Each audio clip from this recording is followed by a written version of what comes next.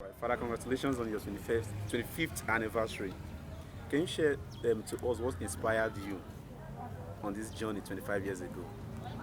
Thank you very much. Um, it is always God that inspires. We started our lives as children around the church premises, and through those experiences, the call came, and I embraced it. All right. Looking back, what has been the most rewarding moment of your priestly journey?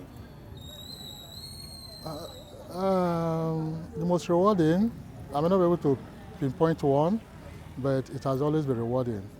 Right from the day I was ordained a priest, the, the miracle of breaking bread, sharing the body and blood of Christ with people, and enjoying the, the atmosphere in the church environment and the things God has used me to do. I cannot just pinpoint one, there are many, because God is working through us as His priests. All right. Every journey has its challenges. What were some of those great challenges that you faced in your ministry, and how did you overcome them all? Yes, challenges are bound to be everywhere. Some of them were enormous and demanding and tasking.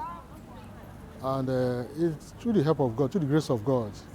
Because when some of them came, we looked around not knowing how to handle it.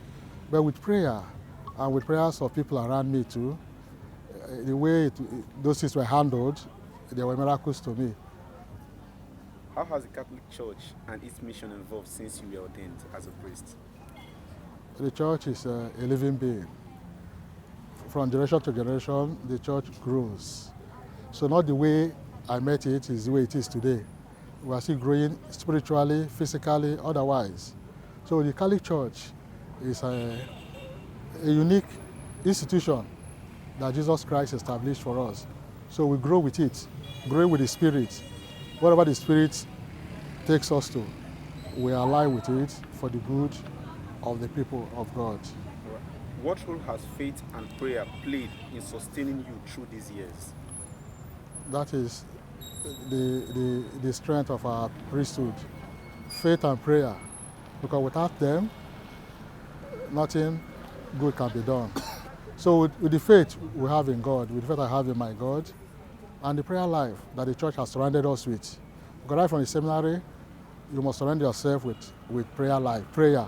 You cannot do without prayer. So those prayers and the sacrifice of the Mass, which is the highest form of prayer we have in the Catholic Church, have been sustained all this while.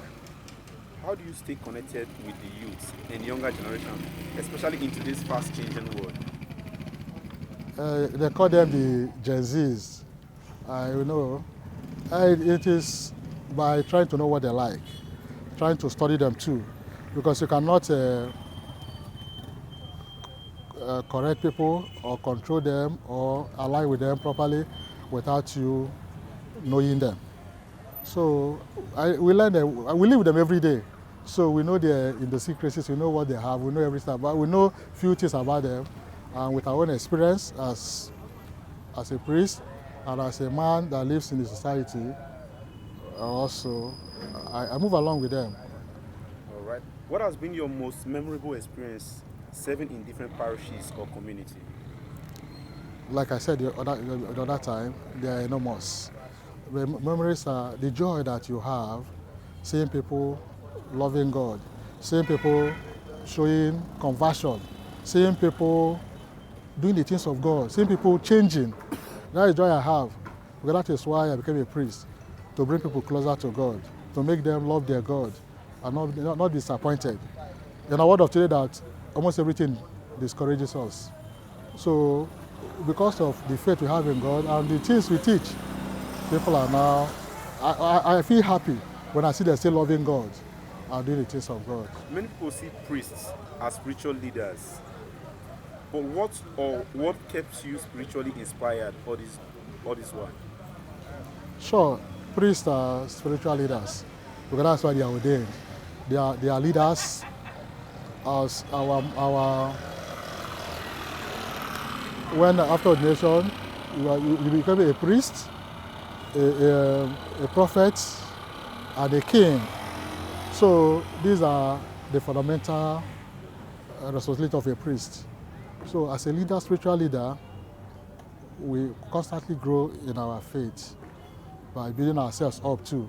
We cannot just remain docile because the anointing given to you on the door of a nation must constantly be renewed.